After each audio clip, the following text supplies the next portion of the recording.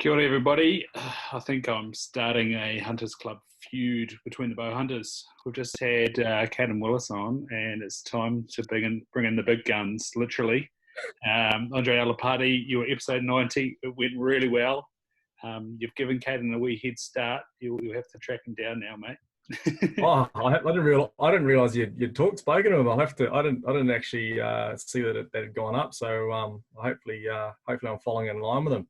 Yeah, no, he's competitive. He asked me for feedback, 4 hours in. I said, mate, you're going well so far. Young bloods. Yeah, no, what's it like having, I guess, being a CrossFit Games athlete, about training age. What's it like being out on the hill with someone that has a bow hunting age like Caden? He's about as fit as they come, that bugger. Like I think the last trip I did with him, I was a little bit undercooked. I reckon I hadn't had a lot of time on the hill, and it was sort of late in the summer, and I was feeling the burn a little bit. But no, he gets around the hills pretty good, old Caden. I'm kind of living through him a little bit in terms of like age, I suppose.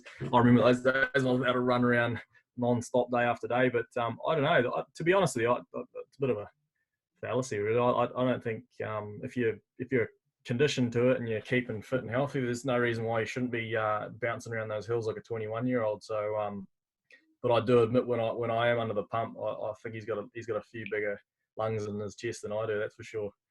Yeah. And then we were sort of talking about the ability to then draw back in the heat of the moment. How much does conditioning affect those, I don't know, 20, 30, hopefully not 40 seconds of drawing back and holding on? Are you talking specifically about the shot or being in a position where you got an arrow knocked and you're about to come to full draw? Yeah. Go from the start, when you try calm it down to pull, and then once you're at full draw, having the composure. It really depends on the situation, but like when you're under fatigue, you're under fatigue. Like it's one of those things. Like if you're under duress and you're going 100 mile an hour and you're really under stress, and it's challenging no matter how fit you are. So, you're talking about a situation where you're trying to line up, have basically the moons align and be able to pull off and execute a perfect shot. That's easier said than done. And then throw in the equation, being basically, heart thumping, shaking a little, maybe, trying to gather yourself. That can be tough. So in some situation, I ideally don't like to be in that position. And if you're doing it probably right, you're able to sort of position yourself, do all the grunt work to get in position to be able to then get yourself sort of in a state of calm and be able to sort of focus on the shot and put yourself in a position where you're not in that situation. But that's easier said than done. Sometimes I've been in positions where you've had to make the climb count, and you're finally in a situation and the animal's closer than you think, or it's moved in the time that you've been out of sight, and you have to make the decision to come to full draw sooner than you'd anticipate. And being when you're under pressure, that can be super tough. So having a little bit of fitness in the bank and the ability to stave off fatigue and recover fast is definitely beneficial. Especially if you're doing a lot of alpine type hunting and open country stuff, you want to be able to have the legs get around, but also the ability to function and be able to bring that heart rate down so you can do that thing which you've spent all that energy doing, which is trying to get in a position to get an arrow away. So yeah, fitness helps for sure, I'd imagine, but I try to avoid it. I try to avoid being in those situations where you're under the pump. Yeah, I don't know if you're following John Dudley at the moment. Knock on TV, he's just going through challenges after challenges every day. And the other day, he sort of had a ruck, shoot, and then run. And it's the first time I ever shot one with a pack on and two after exerting myself, and couldn't believe it. It was an absolute mess. I'm not the greatest at the best of times, but after doing that, it was like, oh, there's work to be done here. Oh, there's so many factors that come into that one moment where you're in position to finally let an arrow go. And I think, guys like John Dudley, I mean, they're hugely experienced archers. I mean, those guys could through an arrow through a needle, but they practicing and trying to create those situations where you can perform in that in that scenario, then that's ideal. So doing those little things like going for ruck run, doing some sort of activity that heightens your heart rate, and then then you test the ability to be able to shoot accurately again. That's good. I do that from time to time. Like I'll do something. I'll jump on the assault bike and smash out some calories, and then see if I can actually perform and put sort of 3 arrows within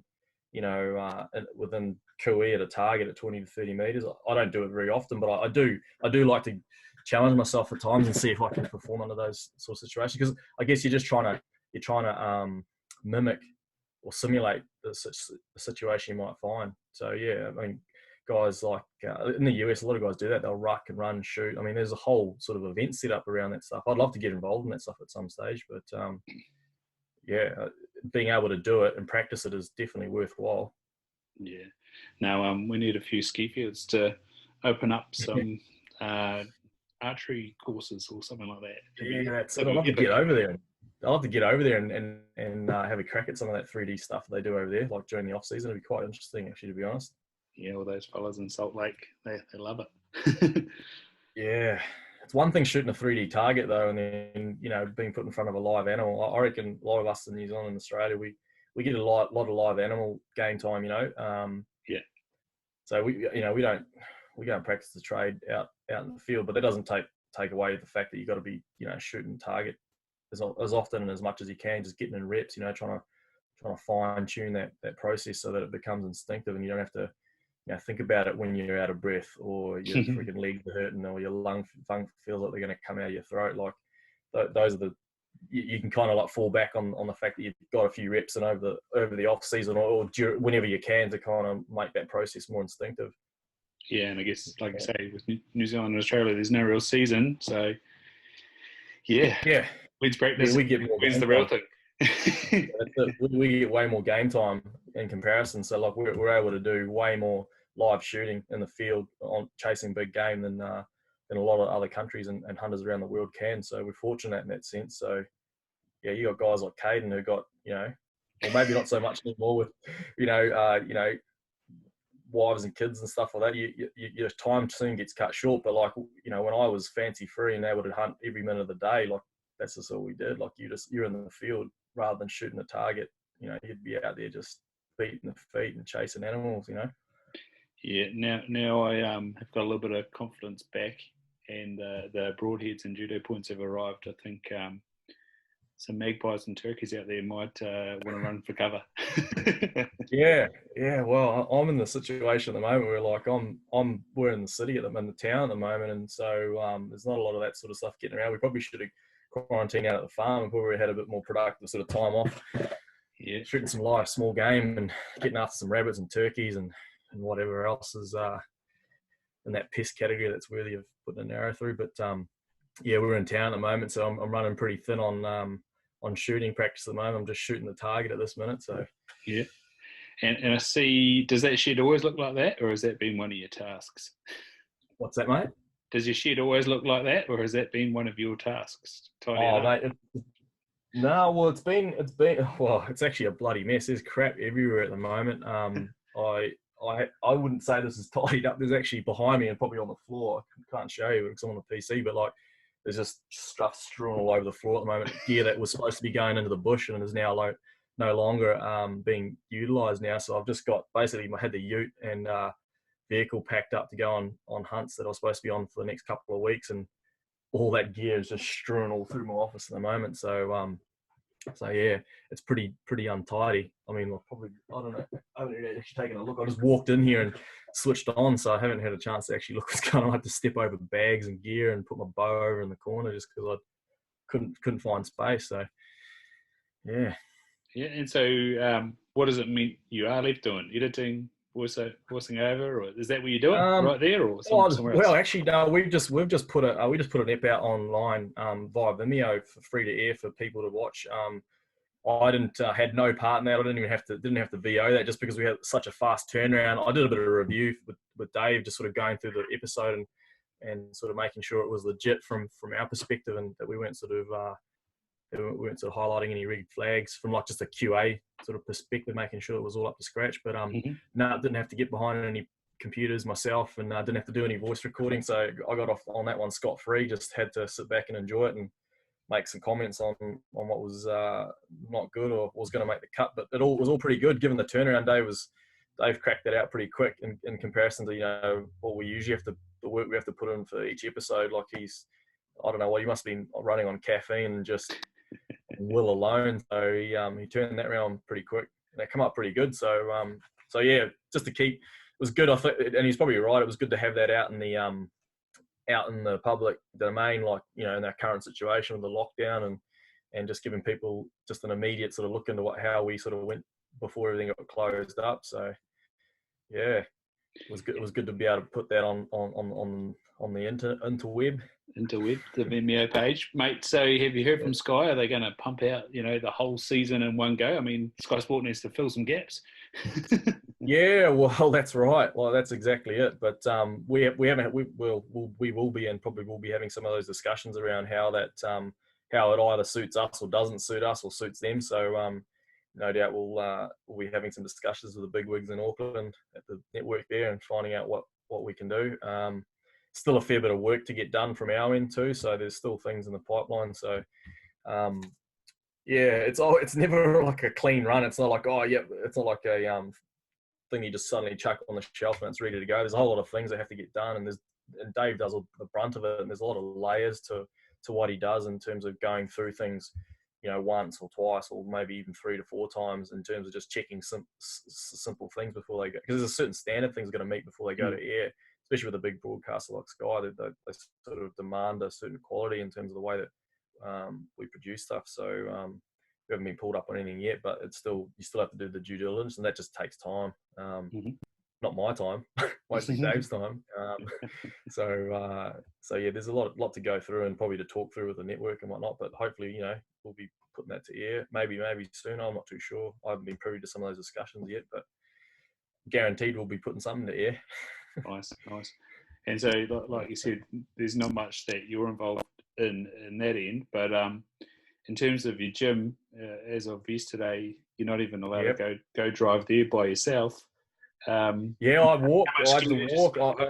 Oh, you can walk. Because luckily the gym for us is only just down, like literally down the road. I reckon Dan Carter could probably spiral a ball from our front door to the inside of the gym. So we're not too far away, which is kind of a saving grace because I can kind of like hole up here and just sort of go for a morning walk. And yeah, if I need to do stuff, I can. But in terms of the lockdown, yeah, we're entirely closed down, and that was as of when we first went to level 3, we closed doors. So that's a pretty unfortunate thing for us as a business, but also more so for our community. Like, and you're probably familiar with the CrossFit environment. Like it's a real sort of community that gets forged out of having a facility like that we own. And so for me, it's more like I feel a little bit crap for our community because it's a sort of a place where people come in and get that 45 minutes of just sort of like, for whatever reason, they come in the doors at 45 to an hour a day. Like we're sort of, we're not able to provide that facility for them. So yeah, a bit of a downside to the whole lockdown, obviously for a lot of people and small business owners like ourselves. And if you're in the essentially like we are, we just can't operate, and fair enough too. Like we want to try, we're advocates for trying to, follow what the government's putting out there and trying to like really minimise the impact of this virus and the pandemic. So, we unfortunately have to do that, but I think it's for the greater good, to be honest. But we're able to do stuff online, and we've got a squad of guys that are able and willing to do programming online, which is kind of cool. Keeps the sort of the community alive, but also gives people the opportunity to do stuff, with their new freedom of not maybe potentially not having to go to work for the meantime and being holed up at home. They might as well get the body moving, I guess. Absolutely, mate. I saw a number of gyms. What's her name? Olivia Parks, maybe. She managed to pick up a bunch of gear from CrossFit Napier. Did any of your members manage to get in and clean the attic stuff for a little bit?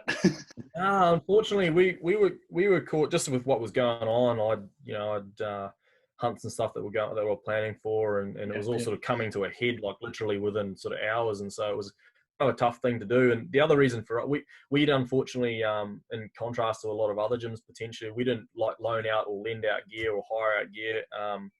probably one of the main reasons for me personally was that just I'd feel bad if like we already shut the gym and then having to sort of dictate who gets gear and who doesn't. And like, I know it's all good, the sort of first in, first serve type scenario, but for me, that doesn't sort of wash, you know, like if some people are going to have it, I want everyone to have the ability to do it. And from a programming perspective, like that'd be the same. I'd want to be able to put stuff up that people could do. And if people couldn't do because they didn't get the particular gear, then I didn't feel comfortable with it. So in the end, we decided, we just sort of made an executive call. It's like, it's too unfair to just literally roll up the doors and go, right, just come in and pillage it and see who gets what. Like, I don't think it was a very fair scenario, given that we've got, you know, potentially, you know, over sort of 80, 90 members, 100 members, and, you know, trying to distribute gear to all of those people fairly. And then, you know, I wouldn't feel comfortable with charging people in that scenario either. So we didn't do it. But that's not to say you can't do it. You can't do anything at home without equipment. Like, there's plenty you can do. And so the stuff that we're doing at the moment is entirely without any equipment other than what you can get hold of around the household and stuff. And a lot of the stuff that I do for hunting and when I'm traveling and whatnot, it comes out of that same sort of craft, is that you just make do with what you got, and you can figure it out. If you use good principle and intensity, then you can create, you know, a scenario where you can work on your fitness, even if you're in a lockdown, a COVID lockdown. Yeah, mate. And I love what you're saying about training online. The gym I went to in Aussie, they've been doing it on Zoom now. Of course, they're not in full lockdown mode, but up to stage 3 now, and plenty of those members, being quite health conscious, have been doing what they can to stay away. So yeah, that's cool, mate. You said about, you know, just on the road doing things that, you know, can help you out. I was doing that burpee challenge in February, and I couldn't believe how transferable 34 burpees were to climbing a hill with a weight on your back. Whoa. Oh, no, absolutely. Like that's a go-to, eh? Like if you've got there's literally no excuse. Like if you don't have any equipment and you're stuck in a 2 by 2 meter room, we'll just do burpees. Just do them until you're sick of them and you can't walk. There's just so much benefit from doing that movement. You're never going to move your body. You physically, without jumping, you're never going to move your body any further from like a prone lying position to a standing jumping position. I mean, that's a full range of motion, like going from lying to standing. I mean, there's a lot of load and a lot of load transferred over that distance. So, you know, it's very effective. It's a real effective method of moving your body. And as you say, the transfer over to just sort of plodding along on the hill, like is like for like. You know, if you're just going at a steady pace and just cracking out, you know, your daily 100 burpees, well, there's not too much dissimilar from, you know, getting into low box and just cranking up those hills. Like it's the same sort of demand, you know. So they're a go-to. Like if they're not in your kit bag, they should be. Like you want abs, do burpees. You want strong chest, do burpees. You want better lungs, do burpees. It's like you want something, just do burpees. We have this mentality around like sort of our jointers, sort of like that. We just get them done. You know, they're terrible bloody things to do, but there's so much benefit, especially when you're like robbed for gear and time and space. It's just sort of the perfect thing to do. Yeah, Rosie Tong messaged me saying, like, can you prepare a home workout? And I said, I'll just do burpees, make friends with them. They're like that friend that's like just gives you shit the whole time, you know, that really ribs you out. They're like them. They're like your best mate, but at the same time, they're just a dick to you. Yeah, we had this thing that we used to do like on a Sunday or just on days like it was just like conditioning. It'd be like a circuit, and it was just like it'd be a certain number of burpees on the minute, a number of calories on the rower, a number of calories on the bike, and a number of calories on the ski erg, and you just do it endlessly on a rolling clock for like 40, 50 to an hour long, and it's just mimicking that grind. It's just every minute going into that state, and like, you know, do that, do like 12 to 15 if you can, up to 20 burpees a minute for as long as you can, like, and tell me how you feel at the end of that. Like that's about as basic as it gets, but you know, there's some real good conditioning going on when you're doing stuff like that. Shit, yeah. No, that's crazy. And I did use what you and Jamie did, you know, who's in charge of the machine, a couple of times recently. So thank you for that. Low box, you know, thinking of those. Actually, I saw a fantastic FJ last night on someone's Instagram. That's exactly what I think of. Low box, and just grind it out. And as you guys are saying, who's in charge? Yeah, you just got to tell yourself that you're in charge, and like you're sort of that little pilot in your brain just plugging away. I know the guys that've been going into Fiordland over the Wapiti belts, they would have had to be in that position, climbing out of those big hanging valleys. Like those climbs are just notoriously arduous and tough, and it's just you're probably questioning what you're doing so many times through that trip that like you have to have some sort of like checkpoint for yourself to be able to go, yeah, no, I'm all over this. I can keep going, and it just. I think it's something that hunting's taught me over the years is just that is like, you know, like it's going to be pretty crap for the meantime, but we'll get through it. There'll be a point where it ends. And if it doesn't, like, you know, sort of prepare yourself to just wait it out. Like hopefully there'll be some sort of light at the end of the tunnel. No, there always is. Like I said, it's not like you're going to climb this endless mountain and it'll never break out into the top. So like you will at some point if you're hunting the right places, that's for sure. Yeah, no, that is for sure, mate. One of the things that we talked about after we finished up last time, I had to leave due to my daughter on that chat. But going back a wee way, you'd come out of the CrossFit Games and you said that on the side there was a lot of, especially owning a box, there's a lot of lectures and things about training, and then on what CrossFit seems to be massively passionate about is the nutrition side. And you know, they've brought in people like Professor Tim Noakes and Rob Wolf's done a little bit for them and things like that. So what were some of the big takeaways from the nutritional side, and how do you think that might apply to a hunter? Yeah, absolutely. I think, that was it was a silver lining to getting knocked out pretty early in the piece, I guess. It was like I had time on my hands and got a chance to catch up with guys like Greg Glassman and have dinner and catch up with people that he'd brought himself over to the games that were either watching it or had been doing lectures in the lead up to the competition kicking off. So there was a lot of these guys, especially around nutrition. There was a lot of guys, as you've mentioned, a couple of Professor Noakes and Zoe Harkin. I had a chance to sit down and have dinner with guys like Jason Fung and Zoe Harkin and those guys, and some really interesting people. I mean, these guys are sort of world experts and leaders in their fields, but are also progressive in the way that they are looking at things in terms of like nutrition, and in some cases people are looking at that ability to perform better. And so I was really fortunate to be able to have those discussions and sit down with those people and talk about hunting and fitness and training and what they do in their research and things that they're finding. So it was kind of cool to be right at the sort of cusp of what those people were thinking and doing in their current practice. So, but yeah, in terms of transfer over to what I do, what I was doing as an athlete and over to as a hunter, there's a lot of value. I mean, like I've been eating sort of low carb, high fat for quite some time, like even unknowingly, like for a long time. And so I was really interested and got a chance to talk to, especially people like Zoe, Dr. Zoe Harkin, about their sort of view on, on that high fat type diet and looking at sort of controlling insulin as a big part of your health. But in terms of energy systems too, like for us as hunters, we want to have that sustained sort of output where we're able to keep going at it. And if you look at your fuel source and how you're fueling your body through nutrition, when you're either in the hills or leading up to going into on an expedition hunt for example, there's some definite things that are beneficial from a low carb sort of high fat diet as a hunter.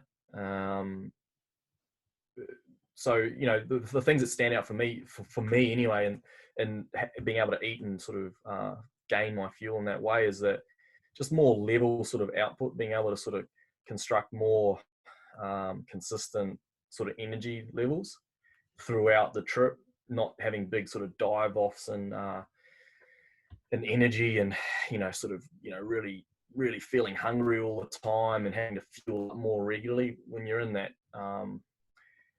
that more ketoic state, you're able to sustain way more output for less input, if that makes any sense. I mean, that's a real broad brushstroke at it, but as a hunter, that's really important because it means a whole bunch of things. It means things like less weight carried in terms of food. it means getting more energy out of smaller, more dense forms of food while you're hunting. It means, not having to stave off that hunger bug all the time, and not having crashes in energy because you're sort of dumping too many carbs in the body. But from a health perspective too, like for me, it's my sort of chosen sort of lifestyle nutrition is to eat sort of low carb, high fat, moderate protein, just because of the benefits out of that. You know, things like autophagy and cell regeneration and all that sort of things are important to me. But yeah, from a performance side of things, and I don't want to go, I mean, I suppose I could, I don't want to go too deep into the science and like the nitty gritty of it, but there's some real key things there that potentially have been overlooked in times. If you're talking about, say, standard food guidelines or dietary guidelines, especially sort of like post 1970s coming out of the US, and what was probably prescribed in terms of, like, you know, your classic food pyramid with this big sort of dense carbohydrate component at the bottom, and things that we probably need sort of a little bit further up the pyramid in smaller proportions, whereas nowadays the science and thinking is that was probably it's a little obsolete, and there's a lot of sort of chronic disease and health issues that come from eating in that way, primarily around sort of excess carbohydrate intake. You know, it's the old sort of eat 10 Weet-Bix type thing in the morning, or have a big bowl of pasta before that big game of footy the next day. Whereas, you know, if you're fat fueled, then you don't need any of that. There's more energy stored in your fat and liver than you'll ever need. So you don't need huge sources of carbohydrates, which end up ultimately creating other, basically gets stored if you don't use it. You know, so for me, it's an efficiency thing, but there's other benefits too, not from just being a hunter. As I said, there's a lifestyle benefits, clarity for me. I noticed having less carbohydrates in my diet, I just have more focused, have more sort of clarity in mind around doing stuff. There's subtle things that I've noticed, especially since I've, and even unknowingly, been in that sort of ketoic state for a long time. And then obviously there's fat loss things. If you're interested in what, you know, weight and stuff like that there's benefits of eliminating a big chunk of carbohydrates in your diet. Whereas for me, that's not a focus of mine. I'm not too worried about that kind of thing, body fat or aesthetics or anything. I'm more worried about sort of how I feel, how I, you know, can I operate efficiently, and do I feel good generally. So for me, that low carb, high fat diet is something that sort of sits really good with me. In addition to I sort of had no choice really. I had sort of suffer effects of things like I'm sort of gluten intolerant. So there's things that sort of have forced me out of eating more grain based foods. So I was already in that sort of position where I was in the process of being gluten free, if you want to coin it that. Like, it narrows your food web a little bit, but rather than narrowing things, it just puts me in a different direction in terms of like what the bulk of my diet entails. So yeah, and end of the day, I like eating fattier cuts of meat, and I like eating nuts and seeds, and I enjoy eating, like, you know, heavy fat dairy products. Like that stuff is, you know, I enjoy eating it. So for me, having a low carb, high fat sort of keto type diet for me sits well within my wheelhouse. So I know for a lot of people, it's almost like, oh, that sounds like just starvation to me, or like, especially if you throw in like things like fasting, people just like, what the hell, you're crazy. Yeah. But it's, for me, it's definitely something that's made me feel a lot better. I reckon it's added a few years to, if anything, probably my mind more than my body, but like it's definitely made me feel a lot better. Especially prior to the games, I you know, we were talking about kids and other commitments. I had a pretty packed life. There was a lot going on, and definitely things like fitness and stuff was sort of falling off the bandwagon. And nutrition was also not in where it's probably should have been. And so the games was a good opportunity to sort of get back on the straight and narrow and just sort of reinforce a lot of those habits. And the best thing about it, I was able to see what it felt like prior, and then what it felt like sort of post, you know, sharpening up the tools a little bit. And so to me, it's sort of like night and day in terms of the way that I feel. And I notice it even more so on the hill in the last sort of 5 or 6 years, and I did prior to eating in that way. So for me, it's it's definitely helpful. And those guys, if you get a chance to read and watch some of the stuff that Zoe Harkin and Jason Fung and Professor Noakes and I'm only just scratching the surface there in terms of the people that are involved in that sort of stuff and are advocates for it. There's a bunch of information out there that can kind of put things in perspective a little bit about a lot of the information that's out there. Because you just Google nutrition, there's just so many avenues that you go down, and I wouldn't say I've tried them all, but my sort of rule of thumb is if it works for you and you feel good and you see the benefits from it, then do that. I'm not out there sort of preaching to anyone like you need to be doing this to be better at it. It's more just like what makes you feel better. Do you operate better? Do you notice there's changes?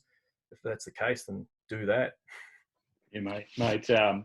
You brought up two really awesome topics there. One is the gluten intolerance stuff, and I'm in the same boat. I was at a wedding 2 weeks ago, and it was basically, what are your dietary requirements? I sort of said, well, I'm gluten free, but don't worry about it. I'll just have meat and veg. It'll be all sweet.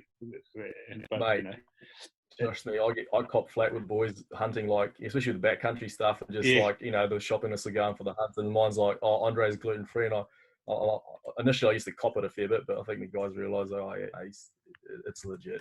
Yeah. And hey, you're thinking of them because if you get too much gluten on board and you're gluten intolerant, then farts start to happen, and it's not pleasant when you're in a 2-man tent with someone, is it? Yeah, that's it. That's what for me. That's like one of my symptoms. But you're right. But there's all sorts of stuff like that hinders your performance. But yeah, I guess when you hold up in a tent in field and it's been raining 4 days, an old mate beside you's got bloody gluten belly because he's had too many backcountries, and then it's probably full with him. The other one that you mentioned was insulin, and it kind of falls into the same category. If you're out on the hill every day and putting those joints through extreme range of movement, often with a pack on, it doesn't have to be full load, but even having that pack on, and your insulin's up and your cortisol's up, your sort of joints are going to suffer, and your level of recovery is going to suffer because you're putting your body under stress basically, and insulin and cortisol sort of work together. And so if you can again lower that insulin down, you can also lower that cortisol release. Only really use it for when it's needed. And I really wonder if you spoke about that clarity, if not having that insulin there and just relying on the dump from your liver to get you up those hills. I wonder if that really makes a difference to being able to spot clear easier, to be able to, like we were talking about, calm yourself down and really engage in that shot and just keep your nervous system in balance.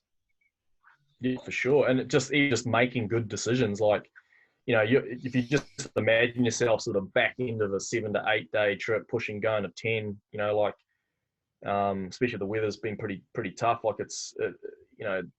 clarity of mind's not always there. And so when you're making decisions around safety and stuff like that, having some sort of clarity around your cognitive functions paramount. So it's all good and well being the fittest man alive, but if you're out in the mountains, but if you can't sort of keep that cognitive function at sort of operating at a high level for extended durations of time, well then, you run yourself into situations where you're making wrong decisions, or you're just, it could manifest itself in just simply tripping because you're not concentrating on something, that to me, having that cognitive function and that clarity, because of the way that you're being fueled, is something that's beneficial to hunter, to anyone really that's in the outdoors, or that their job or their passion demands that kind of concentration or that clarity. I think that you can't.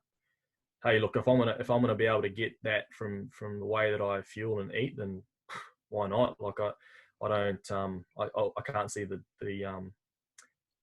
I guess the downside to that. If I can improve that sort of thing, well, from just the way that I eat, then I'll take that for sure. But yeah, you mentioned the insulin, and the other thing too is developing, having high carbohydrate diets and eating a lot of sugar in your diet. The body just gets overworked and it builds this resistance to that stuff, and that's a sort of a slippery slope to get into. Once you're in that sort of that you've got that insulin resistance and you really struggle to regulate your blood sugar because of the amount of carb, well, then you're in that diabetic state, you know. So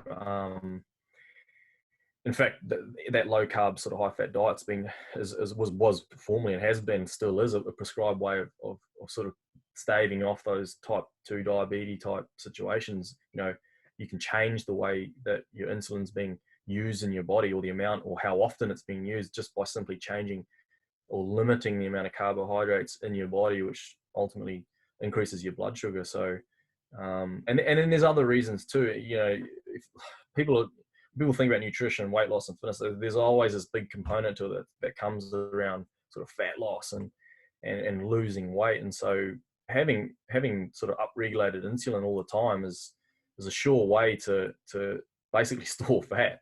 You know, the higher your insulin levels are, and the more often your insulin levels are spiking all the time, the more your body just takes those carbohydrates and stores them in your body, stores them in your liver. And so if you really want to look at ways to lose weight, then that's one way you can do it, is down regulate your insulin and make sure that you're smoothing that insulin out throughout the day, and or limiting or sort of like suppressing it, just like we're doing with the virus. It's like trying to keep a lid on that insulin to try and, you know, smooth things out so your blood sugar stays at a more consistent level, so that your body's not just constantly throwing stuff in the freezer all the time and going, oh, we'll use that later, because you never do. You're never going to have the output to be able to get rid of it once you go past a certain tipping point. So there's a whole, I mean, like I said, I'm not the world leading expert on. I'm definitely not qualified to be sort of going into the and preaching and going into the heavy details of it, but I understand enough, and I've had the fortunate situation where I've been privy to a lot of those guys right at the forefront of that science, and it's pretty compelling. And to me now, it's sort of, I think, well, you know, why aren't people looking at this more? You know, like this would solve, in addition to just getting up off the couch and moving and not doing and not just sitting there watching Netflix all day, day in, day out. Hey, don't get me wrong, like I'm kicked up on the couch watching TV now and then too, but I always try and find some way to make to get that sort of blood moving around the body and sort of spike the heart rate a little bit. And you can couple that with just nutritional habits that'll help you not only at home but in the mountains too, when you're getting after it. Yeah, mate. You put up the freezer there, and of course that's one of Jason Fung's models. And exactly. Try to get your head around all this stuff. You know, don't just simply search nutrition, because you'll end up anywhere from carnivore to game changers, and there's all sorts of good things in amongst all that. But Jason Fung is awesome at simulating models for anything from diabetes. You know, his 3 case studies are some 20-year 20-year diabetics. Yeah, it does. Yeah, that's a 20-year diabetics that reversed their diabetes in the longest it took them was 16 days, just from intermittent alternative day fasting and eating low carb. Right. Professor Noakes, you know, he was the advocate basically for that food pyramid and carbo loading. He basically wrote carbo loading, and then he turned around, because he got type 2 diabetic. He was running marathons and being a diabetic was like, what the heck's going on? And went low carb, and all of a sudden he's not diabetic anymore. You know, it's just, you know, he's been absolutely like, and what's happened to him, and you know, I mean, I don't know if you follow the court case that he's been involved in. I mean, it's actually crazy to think that it's got to that extent over there for him. But like, you know, good on him. He's stuck to his guns and he's put it out there in the science, with science to back it up. And so, like I said, I'm you know, as a bystander and someone that does it and follows that sort of nutritional sort of way of thinking, I'm bought into it. I'm invested in it because I'm doing it. But if I strip that away, I can actually sort of look at it from a science and engineering perspective and go, oh, I can credit this and agree with what they're saying based on what they've done. And also the results, obviously. But there's a lot of information out there now, and it's become sort of almost like a bit of a fad in sort of recent time. Like it's just like keto everything almost, like everywhere you go. you know, it's people are talking about fasting and, you know, low carb, high fat diets, and, you know, like you just rattled off a couple sort of versions of that diet yourself, and it's definitely gathering momentum, and it's probably a good thing. But I think a broad, good nutritional diet coupled with some form of like daily exercise or of some kind is, you just literally can't go wrong. Because, and I'm not saying low carb, high fat either. Like eating a clean diet of some kind and cutting out all the rubbish in terms of like processed food and high sugar content, high processed sugars, and you know, basically if there's labels on the back of the food that you're eating that you can't pronounce or has numbers in it, like it's probably not worth eating, to be honest. Because if you can whittle your nutritional net down to just foods that naturally occur and whole foods, then you're going to be fine no matter what type of diet you're doing. And I think that's probably the main thing, is that coupling good sort of nutritional values with some form of movement in your day is going to set you off on a path that's currently far better off than the majority of the population in some countries, that's for sure. Nice. So it's from a practical perspective, my hunting snacks look like salami, brie cheese, peanut butter slugs. On the first night I try to bring a steak. I've taken bacon. That's gone well. And yeah, then the odd backcountry or freeze dried meal or whatever. What are your sort of go-tos? Yeah, in terms of like when I go on hunts in more recent times, I've been in like heavy fasts. So like I'm usually, like when I'm on the backcountry, I'm in usually pretty heavy fasting states. I'm probably going eating like once or twice a day, and it's probably usually after midday, to be honest. So like in terms of snacks, I've usually got some forms of nuts and seeds. Like you mentioned peanut butter there. I've usually got some sort of like a bag of macadamias or something like that. Maybe some peanut butter slugs. If you've got time on your hands and you can make stuff, and, you know, you can make fat bombs of like coconut oil and whatever else that's high fat you want to throw in there, and things like that. But yeah, my mainstays are just due to just efficiency and just ease of like being able to grab them and go. Things like macadamia nuts, jerky, like fatty jerky, like sort of fatty cuts of jerky. So like homemade jerky, I'll have sort of big rolls of that, and I'll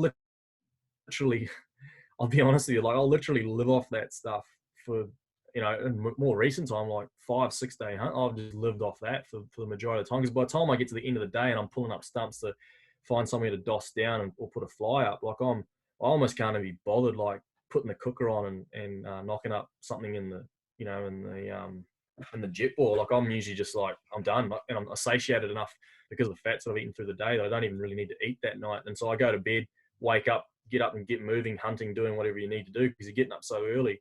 And it doesn't even cross my mind that I need to fuel up again until probably after midday. And that's usually the dead time of the day. I'm usually sitting in the tussock sort of, I don't know, or sitting somewhere in the middle of the day. Like there's not much hunting going on at that time. So, you know, that's usually an opportunity to eat again. So yeah, my go-to is a jerky, macadamia nuts, any kind of nuts. I like macadamia nuts because of the higher fat portion and lower carb component to them. You can get away with almonds and other forms of nuts, but they just have a slightly higher carbohydrate content to them. So macadamia nuts are just they're unique in a sense that they've got a lot of good fats, and they're a lot lower carb content than other nuts.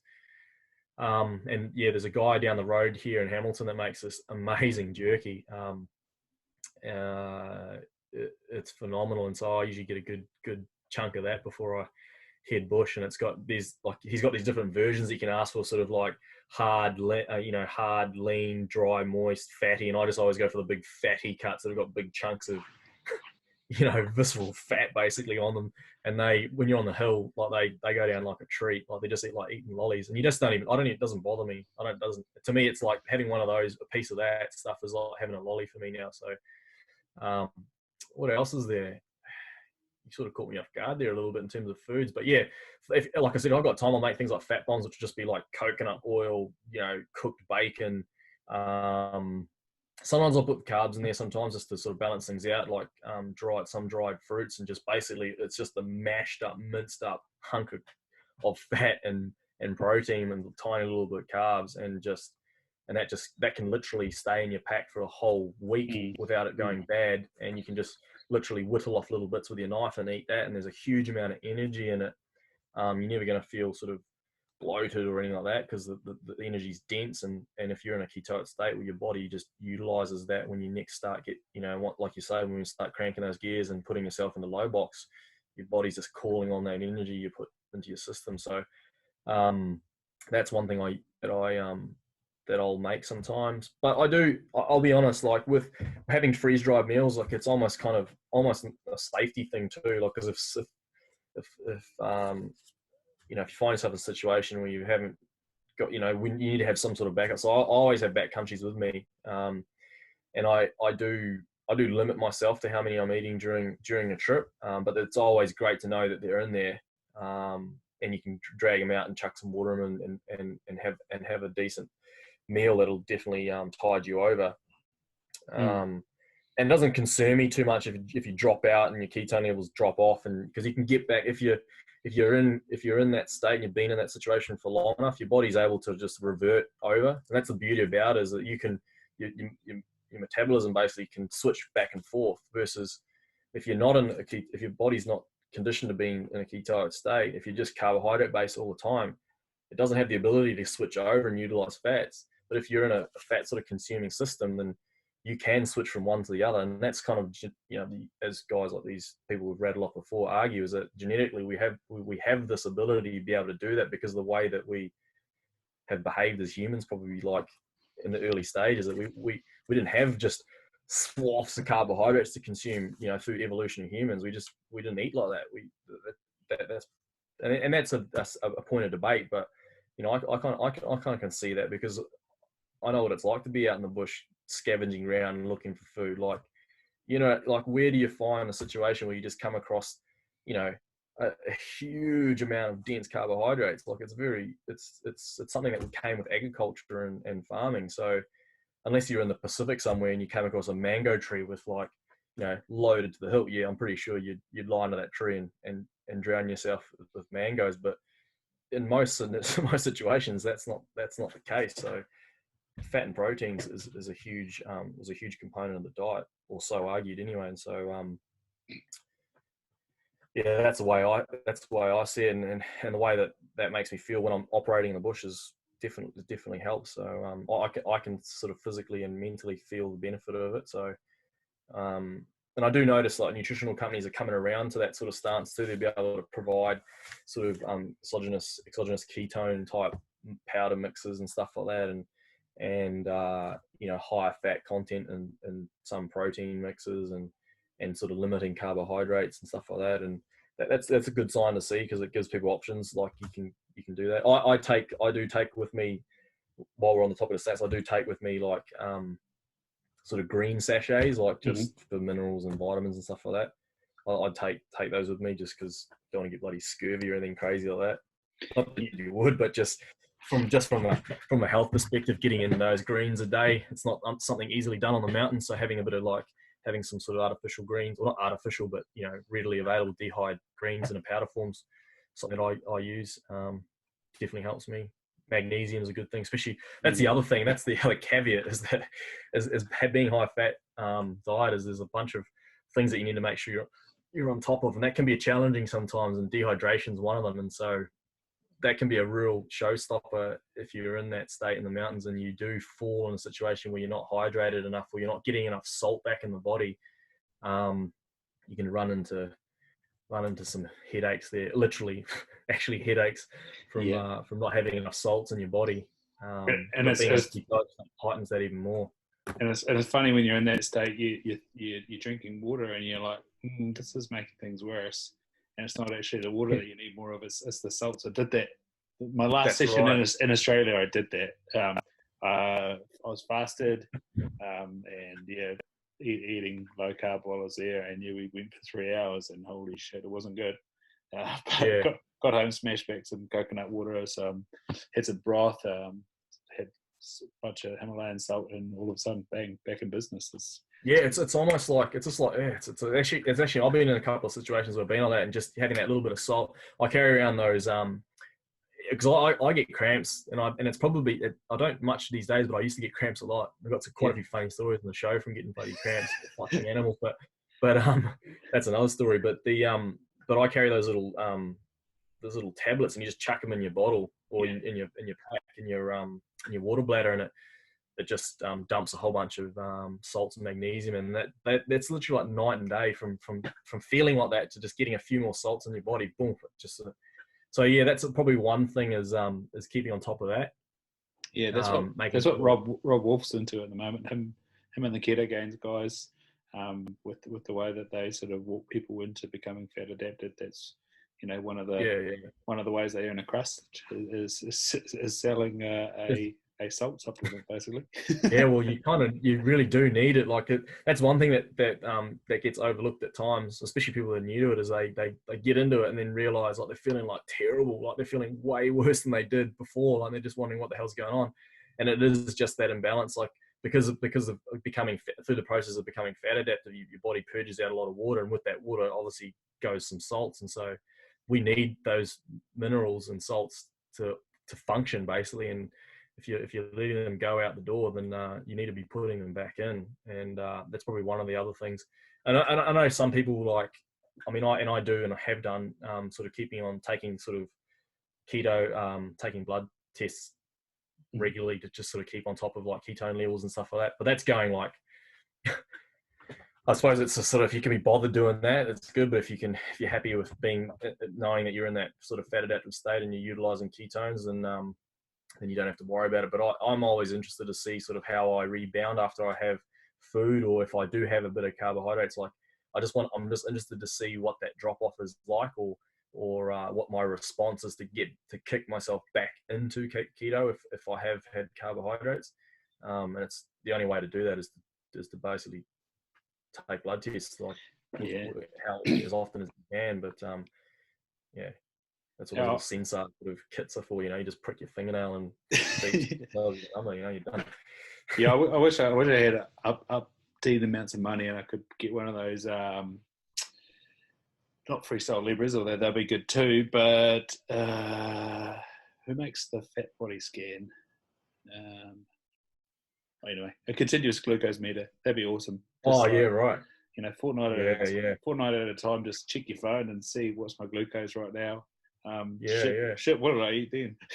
I've got guys in the gym, and I think there's quite a few diabetics in New Zealand that have those sort of the freestyle Libra, those are quite cool. Well, they monitor all that sort of stuff, and that's literally like beamed to your phone. I don't know how they get them changed, but that sort of stuff's pretty cool because it gives them a pretty live update on what's going on, and also seeing what their response is to carbohydrates, or when they're dropping off. So there's lots of science that's sort of making that stuff a lot easier these days. It's a bloody awesome tool. I would.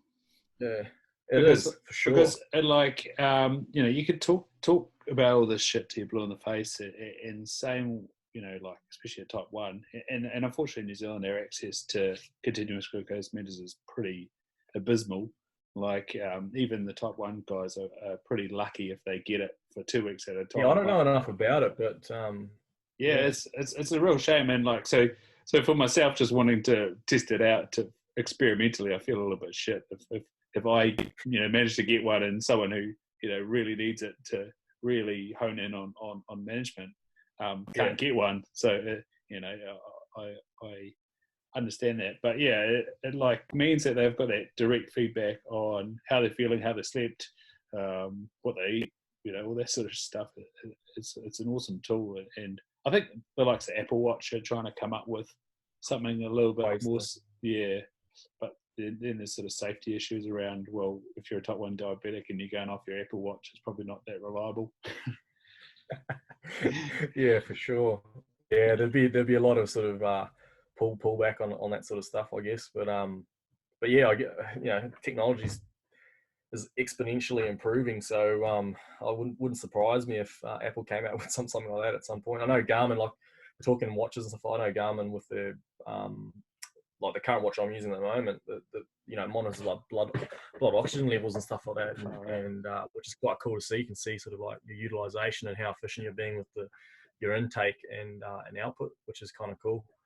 I necessarily do anything with that information, but it is quite cool to see like whether you're within, within that threshold of being, utilizing, how good at you at utilizing oxygen in your body. So I think that's done via like an optical change.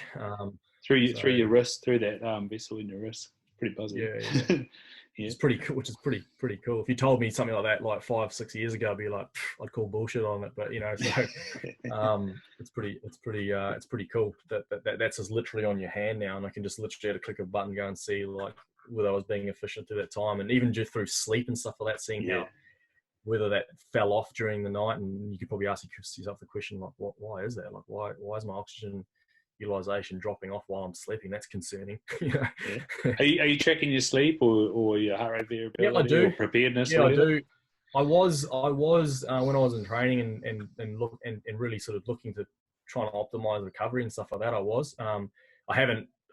It's always collecting data, and from time to time, probably at the end of the week, usually I'll like log in or just pull up on my phone and it'll give me a rundown and breakdown of sort of what my sleep habits have been like and how much REM and deep sleep I'm getting. And what I generally look at is like what my sort of like movement patterns are, like how much I'm moving through the night, and that always usually coincides with like those little spikes and dropping out of deeper sleep mode. So I haven't looked at it in the last couple of weeks, but when I did look at it going back 2 or 3 weeks ago, it was looking pretty good. I was sleeping pretty well. So but again, that's the other benefit of just small things like that, improving things like your sleep habits. The benefit and the change that you can make in terms of your just general well-being and health is huge.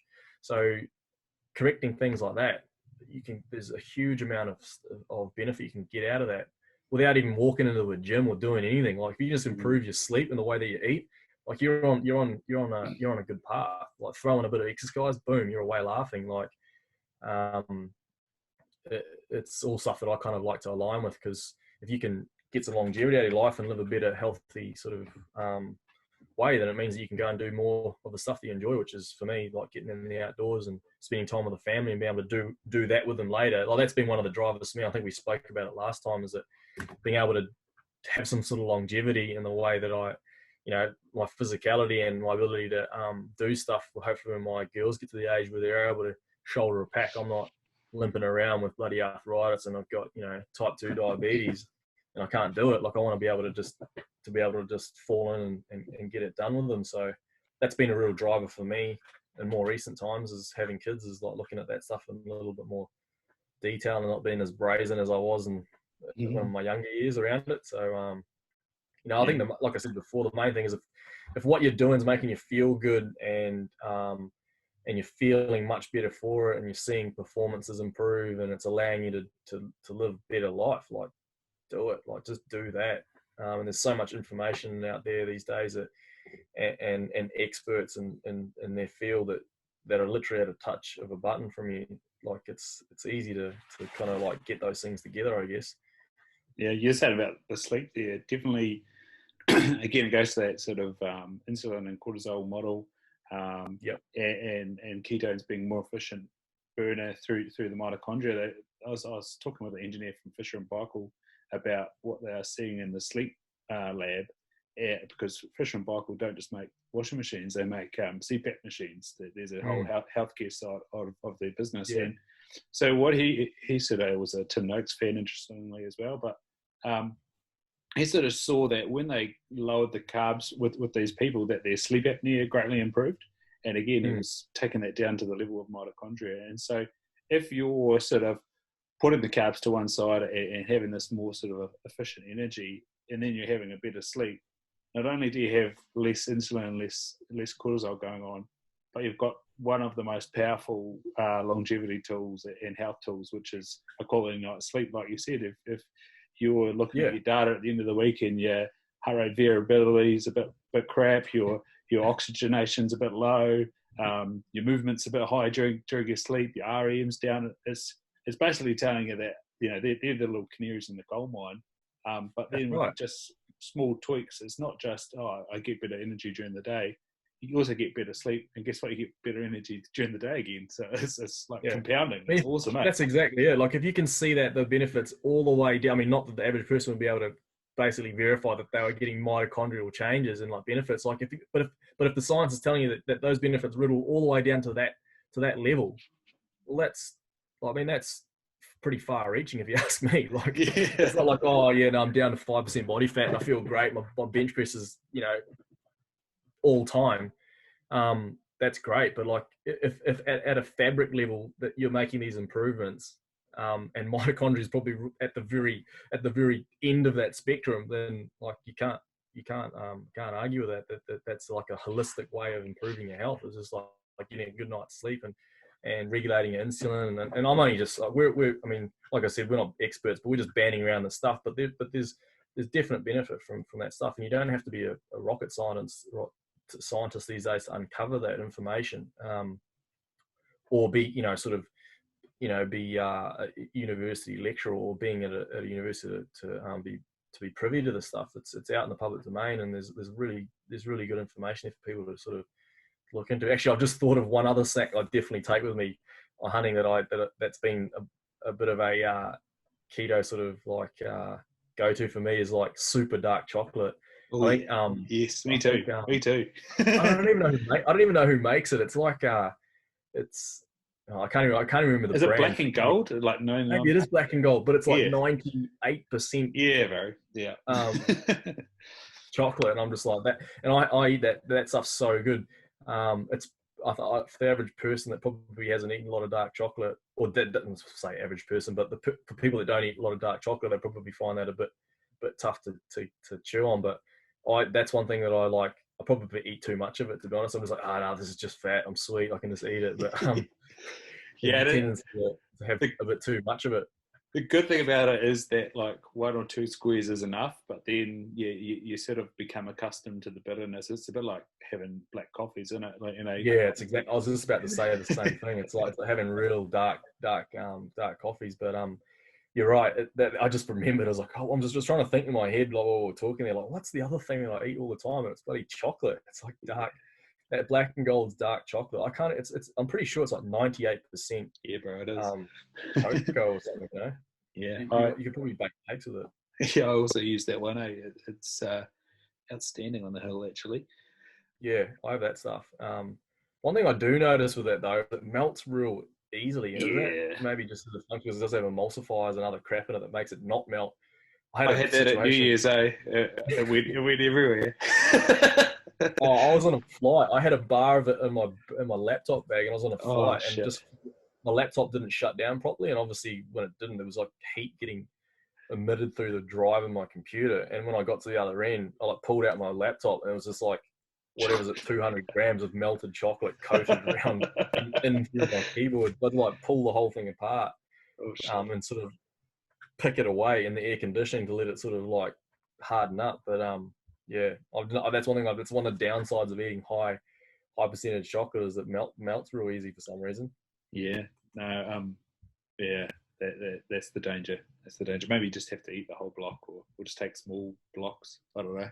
Yeah, unfortunately, no matter the amount of training you do, you'll never out train a shitty diet. So yeah. But like the chocolate's a treat. It tastes good on the hill, and I can kind of justify it because it's got a high fat content. So yeah, man. But changing tack a moment. Obviously, we're in lockdown, and hunting, fishing, surfing, biking, everything's been outlawed. You guys do a little bit with Mountain Safety Council. What's sort of been your guys come together as part of the Hunters Club? Like, obviously, you can't get out there and film, and it was the hot part of the year to get some great footage. What did you guys sort of have a meeting around all this? Mate, don't rub it in. Yeah, I'm the same boat, mate. Yeah, look, I actually spoke on the radio just on Saturday, actually, with Dom from Rural Radio, and they basically, it was the same question. It was just like, how's this impacted you guys? What do you think? Like, what's your perspective on it? And simple answer to that, and it's got nothing to do with hunting. It's just like it's to do with the nation and the health of people in our country. And so simply to me is like, I'm happy to forego all the hunting that I'd planned over the next 4 weeks. I didn't even make it to the airport for the 6 or 7 day trip I had with Yuli and Caden, just because of the climate around where the flights were going to be available to actually get home and restrictions I could have potentially been stuck in. So I had to make the call to stay home, and so it probably was the right one, to be honest. But at the time, I remember it being in the heat of the battle, like just wanting to get to the plane and get on there and get down and go bush. But I was sort of blinded by the fact that, hang on a minute, like there's a lot more to this than me just going out and going for a hunt. There's more of an obligation to the country and to the people around you and your family than that. So, and the short answer for me is that it's an easy decision for me to make, albeit it's hard mentally and physically to have to make a call like that, especially being a passionate outdoorsman. But I can see the benefit and why we're doing it from our perspective as a business and a TV show is that, yeah, I mean, like everyone else that's having to shut down and not do stuff, we're the same. Like we had a raft of hunts planned. As you said, this is the peak of the hunting season, and I'm at home. So the silver lining for that is I'm home with family and I'm enjoying that time and whatnot. But the downside is that, yeah, we're not going to be able to get as much time behind the camera this year as we probably hoped we'd to, and all the awesome trips we had planned are on ice for the meantime. But it's a small price to sort of pay for what the greater good is in relation to the lockout and trying to get on top of this pandemic and the virus within New Zealand and globally. Like it's something it's totally unprecedented in terms of what we're seeing and how it's impacting everybody. And I'm firmly behind Doc and Mountain Safety Council and all the other organizer game council and their stance is like we can come back to this if we lock out and we do this right.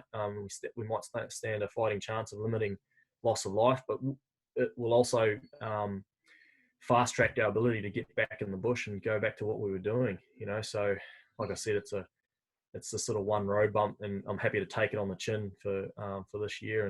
And as much as I'd bitterly like to be out there, chasing stags right now, like it's just what I got to do. I'm thinking of my family and people around me and whatnot. I said to Dom on the radio interview, I said to him, and my wife actually reminded me of this the other day. It was just like, all we're being asked to do is stay home. Our grandparents and for some people, their parents got asked to go to war.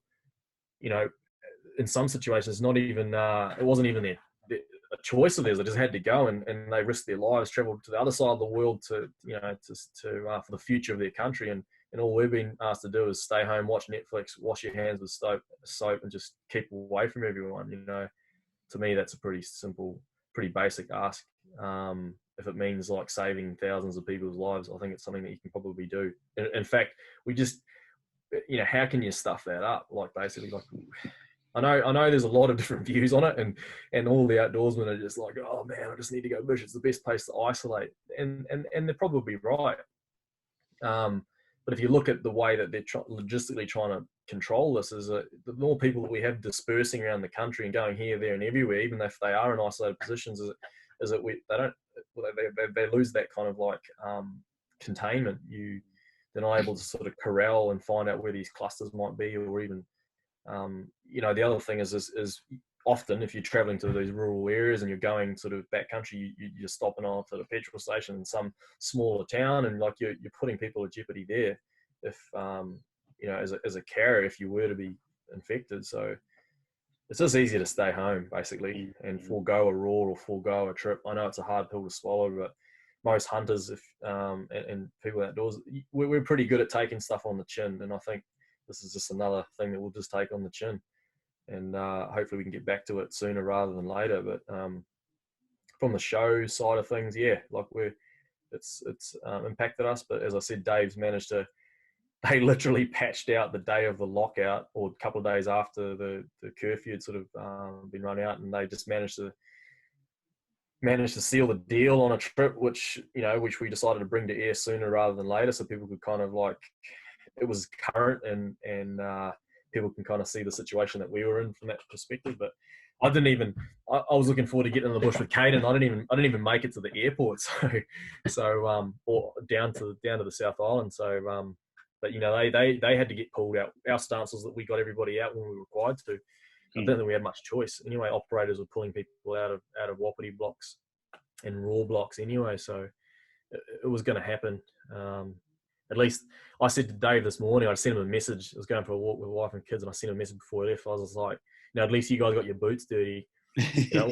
All my gear's still packed, ready to go, and I'm just sort of looking at it in the back of the ute, going, oh man. But anyway, like I said, I'm happier to do my part to try and contain the virus than prioritize going for a hunt, because they'll be there. Stags will be there next year, and the year after that, and the year after that, hopefully. And if we do things right, then we should be able to, secure our ability to do all the things that we love in the future. But it's a pretty concerning situation. There's so many people being impacted. It's not just the show. I mean, the show's the least of our bloody worries. People losing jobs over this, and radio sport getting shut down. Like, holy cow. Yeah, I mean, there's just way more. There's way bigger fish that are falling out of the fry than us and stuff. So I'm kind of humbled by the fact that that there are these bigger things that are happening in my current situation and my family situation. We're fortunate that that no one's ill or sick or in hospital. So that I'm taking that over anything at this stage. Like, it's looking, if you look at the modelling and data and what those statisticians were doing prior to the lockdown, like, that's concerning stuff, man. Like, you don't have to be a wizard with numbers or a scientist to understand how bad that situation could potentially be if we don't do our part and try and contain this virus. Like, it could be real bad. So you talk about ICU beds and the number of inflicted hospitalizations. You might as well not even count the ICU beds. Like, if it gets that bad, it's being able to manage the sort of ramp up of infections, to be able to cater so we don't sort of like inundate the system. And you can only do that with what we're doing. If you just let it run its course, you're sure it'd probably end soon, or you might argue that herd immunity might come around faster, but you'd have a huge amount of people perish because of it. My lady sent me a figure, and it's live, and it was showing available ICU beds in New Zealand, and there's not very many. I think we're using 2 of them at the moment.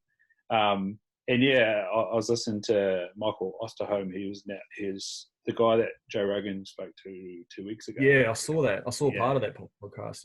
Yeah, which was that was pretty daunting at the time. But they spoke a couple of days ago, and holy shit, he was even going in so far as trying to.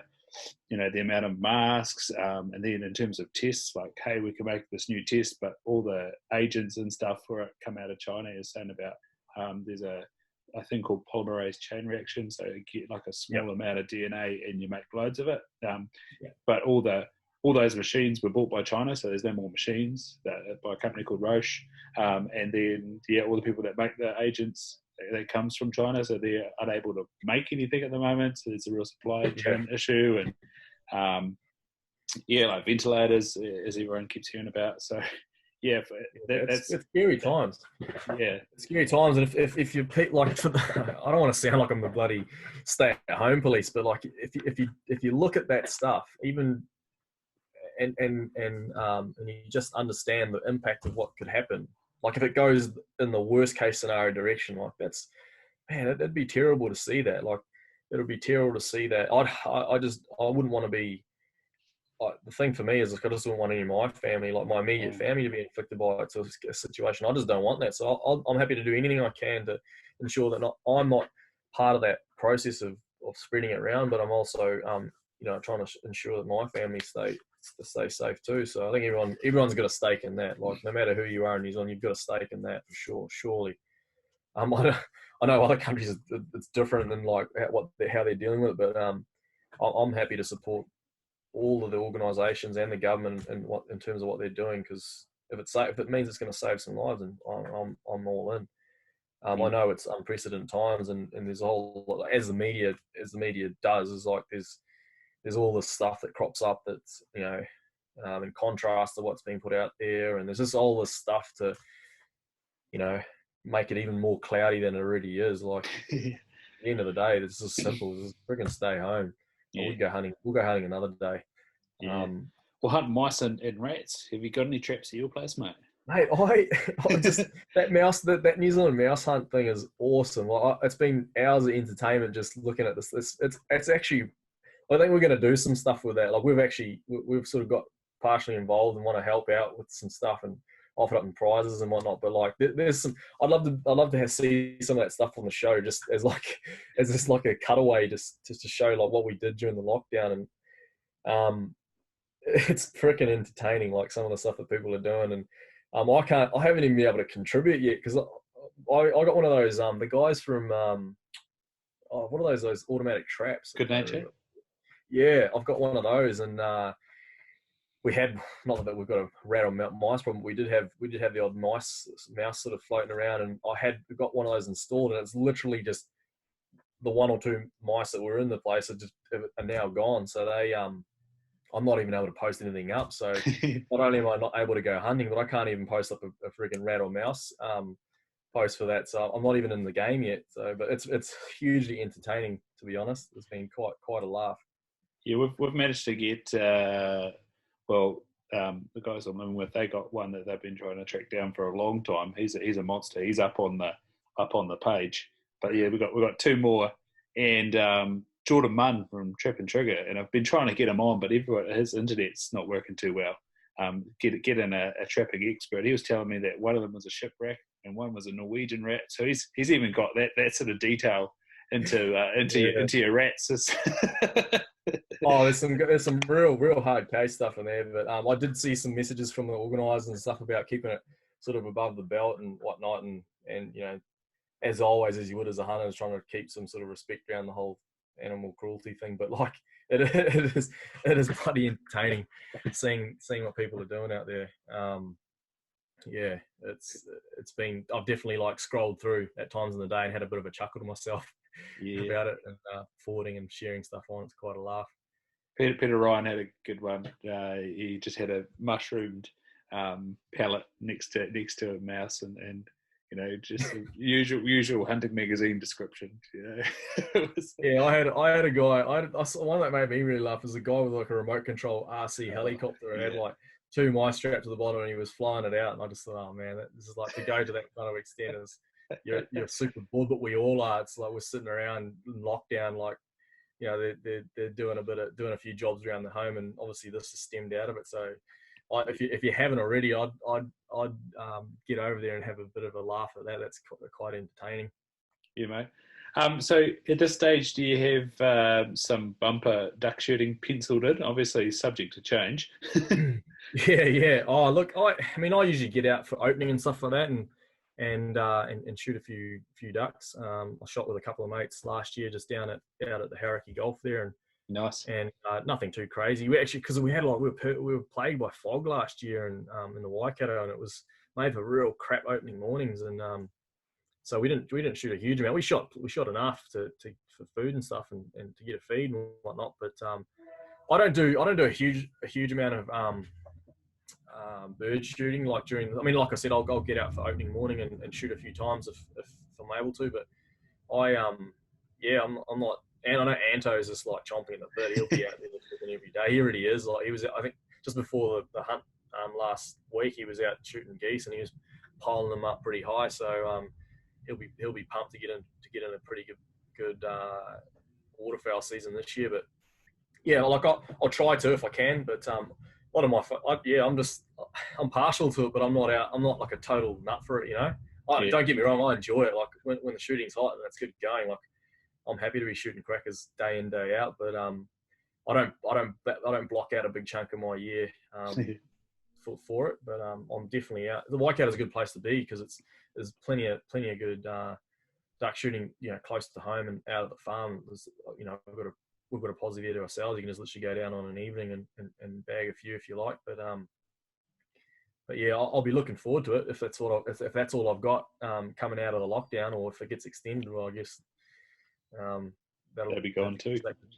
So yeah, we'll see. But it's sort of looking at the calendar and all the hunts that were planned through this part of the year and seeing those days get crossed off. You're sort of like, oh man, that sucks. But like I said, it's there's more at play than getting out for a raw hunt, to be honest. I was sort of chuckling to myself the other day, thinking about the vendettas I had with a few stags that I was really looking forward to getting into the Kaimanas this year, and having to literally forego them. I'm just sort of like, oh, those crafty buggers have got one over me again, and it's not anything that's in their control. So yeah, they'll have to wait another year, I guess. Yeah, no. I was watching some of the NZ Hunter guys have been putting up some good content, and I've found myself on the couch a couple of times watching a few of their eps, and they knocked their Sika episode out of the park. That's fantastic. That was just unreal. Like, I was watching that last night, eh? Those two young fellas, eh? The 3 stags that they got, like, oh, that was epic. Especially the one when what was his name? He might have been Connor or something.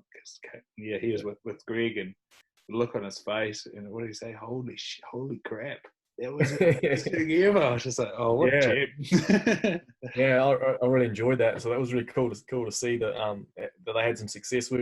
We've had a real drought run on the Sika in the last few seasons, and Tim was heading out this year, and likewise with I to chase a few. So yeah, that's been put on ice, but like I said, it's for the greater good. But yeah, there's plenty of content out there at the moment for other people in the space, and it's good to see that things align for them and they manage to get the job done. Like in their case, in terms of the dualies and the NZ Hunter, that was just phenomenal. Like, you know, the quality of animals they were encountering, but also just the footage they were able to capture was great. Was great to see. So any Sika hunter in the North Island, or any Sika hunter for that matter, like, you know, that's the sort of stuff you dream of. Yeah. So, you know, have a beer for those guys, because they knocked it out of the park.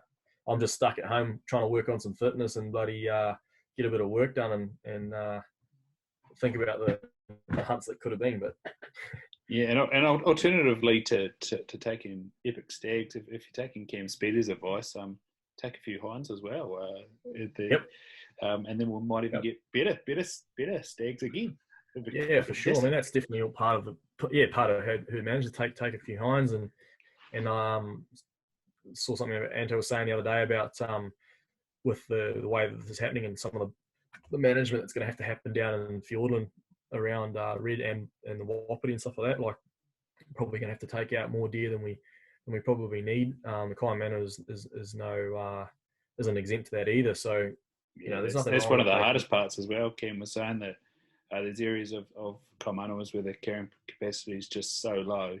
He said, you know, the hinds are, what do you say, cycling every 3 years. They're that's 50%. Because, you know, there's a bunch of factors that dictate that, but like that doesn't make for very good hunting. No. In terms of like the law, because like if the hinds aren't cycling, then the stags aren't going to be bothered with it either. So yeah, if you can get on top of that sort of stuff as hunters, and it makes things better for everybody, at both ends of the season. So yeah, people, I think it's sort of like, yeah, some people have different views on it, and getting out and taking the old hind for meat there's nothing I turn my nose up at all. And at different times of the year, like there's certain times of the year where you omit doing that, and then there's other times of the year where you're probably doing the herd a favour. So yeah, like if you're going to be eating them, like, why not? Like that's something you should be doing. It's going to improve the herd. It's going to improve the quality of hunting that we see. And yeah, I mean, if you see, I don't know if you hunt at the Kaimana as much, but like there's some hinds and the condition of these animals you see coming out the back of winter like that, they get hit pretty hard, you know, like, and then there's also those factors too that play into their ability to put enough condition on to be able to, you know, cycle and be part of the process in the coming year. Like it's pretty tough going out there for some of those animals at times. It's not sunshine and rainbows for them all the time. It's pretty hard going. And you were saying about Anto with the hinds and the reds in the Wapiti zone. That was what was, you know, again, good message that NZ Hunters sort of put across. They were up the top of basin one day, and they saw a pretty rugged stag that was pretty red top, and then they said if we see him the next day, he's down. Sure enough, he was down. And yeah, why not? He was a cracking character head as well. I messaged the guy. I said that stag was awesome, and just yeah. I mean, if you're in those blocks and you're seeing those big red stags like in you know, and they're mature, or I mean, regardless of it, like to help that herd manager down there, you take them out of the system, and you'll improve the quality of wapiti down there, or minimise the sort of influx of red deer into that herd. So yeah, it's all part of the process, and understanding that makes it a better system from a hunter's perspective, being able to feed into that system to be able to be, part of the process is if we can lend a hand to that kind of stuff, then it makes it sort of secures it for the future. Anna was saying there's probably going to be a requirement of, sort of upwards of 500 plus deer or more that'll need to be taken out of those areas, like the expansive areas of the blocks cover over the coming years, to try and keep it in check, but also at a state that's required for management. But Wallaby Foundation are obviously the custodians to that, but that they'll ensure the security of that herd and our ability as hunters to be able to participate in a ballot and be able to go to Fiordland and hunt them in the future. So yeah, there's some good stuff getting done there, and I think hunters need to lend their hand, just like the Tahr, like being able to control numbers by taking out nannies and stuff like that. It's part and part of the parcel. Like we should be doing that. And I know that some in the past, it's the focus. It depends on the hunter's focus, and I've been guilty of it too. I've gone on trips, even on the show, like been so focused on that big bull and have either run out of time, or just the focus hasn't been on taking out a few nannies to fill the pot. When that's something you should be doing when you're seeing high numbers, it's something you should be involved in. So it's just doing our part, just like the stay home sort of thing. Is just do your part to help our scenario and help us have some security around what we do in the outdoors. Yeah, and I guess with the Tahr and as well the Sika Foundation are asking for it too, is recording those animals that are shot. With the Tahr, there's an app. It's simple. With Sika, it's just a matter of going onto their website and recording what you've done, and then going back to the Field and Wapiti Foundation. That's what I think you guys have done really awesome. Is having the likes of Brent from Stony Creek or Roy from the foundation itself, and it just really, really narrate and tell the story of what the aim is and why. Which is, you hear it all the time. Start with why you're doing something, and to be given 40-50 minutes to describe what's happening and then apply it to animals as well. It's just so good. Yeah, the reality is that if guys like Roy and his group weren't involved, like we just wouldn't have that ability to go in and do that stuff. So yeah, head off to those guys that put in the hours and the time to do all that work. There's a lot of work that goes into that, to be able to pull that ballot and go down and just chop her into the middle of nowhere and go for that hunt. And fingers crossed you're going to come across that big bugling bull in the headwater. Like that act in itself's hard enough, but if the work that's not getting done behind the scenes isn't being done, then that whole thing just vanishes. So there's a lot to be said about the way that herd's being managed, and I think it's some really good work being done there for sure. Yeah, and I think that's sort of where the sort of mouse hunt lockdown, if we could sort of take that focus into our hunting, like clearing traps and looking out for Theo and I don't know, whatever. What else? It's good to see the sort of community sort of banding around that whole mouse hunt thing and making a bit of fun of it. But when it comes to the crunch, like there's people out there in that space and that are willing to sort of get involved and do stuff. So the Theo comment on Theo project's another thing where there's a bunch of people doing. I've been wanting to get along on one of those trips with actually Jamie's younger brother Barrett for a while, and I just the moons haven't aligned, so I haven't got along. But there's some awesome work those guys are doing in their own time to go out and lay trap lines and do all this work for native birds. But there's stuff like that there's a community of people and people that are willing that are outdoor users that are willing to afford their own time to go and help those sort of things. It's really good to see. Like it's something that we probably take for granted. Like if you're not involved in it, you sort of take some of that stuff, that the work that those people are doing for granted, because it's just like someone's doing it. Yeah. No, it's cool. Yeah. It's cool, mate. Well, I'll chuck up the link to the Vimeo. I'm going to go watch it myself, actually. Yeah, that'd be great. Yeah, good app. Yeah, and you guys, I'll have your links to Hunters Club and yourself on Instagram. You're on Facebook as well. Vimeo. I think it's, I've got all those links from last time we spoke. Yeah, for sure. Do you have anything to leave us with, Andre? We've spoken about a lot. Yeah, we've sort of gone off in all sorts of directions. Barely too much hunting, but yeah, I mean, I guess there's the current situation with the virus and stuff. Like, I don't know how to stress it enough. Like, there's a lot more at stake than hunts and whatnot. So I'm just urging everyone to stay at home and do their part to help everybody get on top of this thing. And I know it's tough to keep that sanity at times, but I think hopefully we come out the other end and a lot better off than going in. So. Yeah, it's sort of like, and you'll probably see in this episode, it's sort of like a weird sort of state of mind at the moment. It's sort of like, I don't know, maybe it's the uncertainty or the risk that potentially involved, but it's sort of like, I don't know, it's really, it's hard to close out like what's going to come or like what's going to happen, or and I guess that feeling sort of, I guess, national. Everyone's in the same sort of boat. So yeah, I just hope that we can do our part and come out the other end better off, and we see the back end of this and get on with what we were doing. Epic, mate. Thanks so much for your time, and I'll press stop there. Cheers.